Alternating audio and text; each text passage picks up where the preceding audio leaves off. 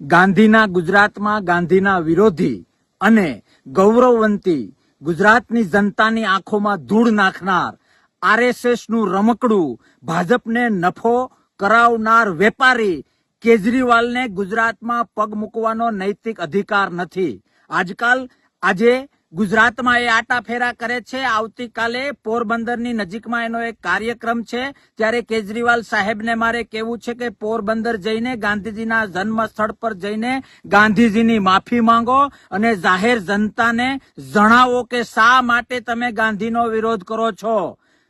દિલ્હીમાં સરકાર બની, ગાંધીજીના ફોટાઓ દરેક જગ્યાએથી હટાવવામાં આવ્યા। પંજાબમાં સરકાર બની, ગાંધીજીના ફોટાઓ દરેક જગ્યાએથી હટાવવામાં આવ્યા। કઈ આઈડિયોલોજીમાં માનો છો?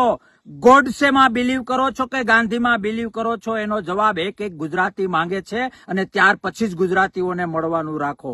અમને ખબર છે કે તમે આરએસએસ નું રમકડું છો, અમને ખબર છે કે તમે ભાજપને નફો કરાવવા માટે અને કોંગ્રેસના મત તોડવા માટે ગુજરાતી યુવાનને ગેરમાર્ગે દોરવા માટે ગુજરાતમાં આવો છો। લોકશાહી છે, લોકશાહીનો લાભ લો, પણ પોરબંદર જાઓ, ગાંધીજીના ચરણોમાં માફી માંગો અને તમારી અંદર જે વિચારસરણી છે, ગોડસેની હોય તો ગોડસેની અને ગાંધીજીની હોય તો ગાંધીજીની, એની સ્પષ્ટતા એક ગુજરાતી સામે ગુજરાતની ધરતી પર પોરબંદરમાં જઈને કરવું એ જ તમારો ધર્મ છે।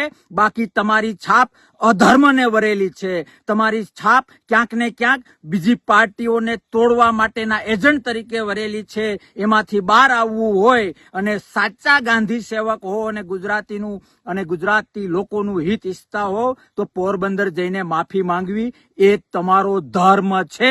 બાકી એક ગુજરાતી જાણે છે કે તમે કોના માટે કામ કરો છો, કોના ઈશારે કામ કરો છો, તમે કઈ રીતે ગુજરાતના નવયુવાનોને ગેરમાર્ગે દોરો છો, એ દરેક બાબત દરેક ગુજરાતી જાણે છે। અને એમાંથી બચવા માટે એક સાદો રસ્તો છે કે ગાંધીજીની માફી પોરબંદરની ધરતી પર જઈને મીડિયાની સામે એક ગુજરાતી સામે માંગવી। જોઈએ છીએ તમે કેટલા ગાંધીને ચાહો છો અથવા તો કેટલા ગોડસેને ચાહો છો। જય હિન્દ, ભારત માતા કી જય।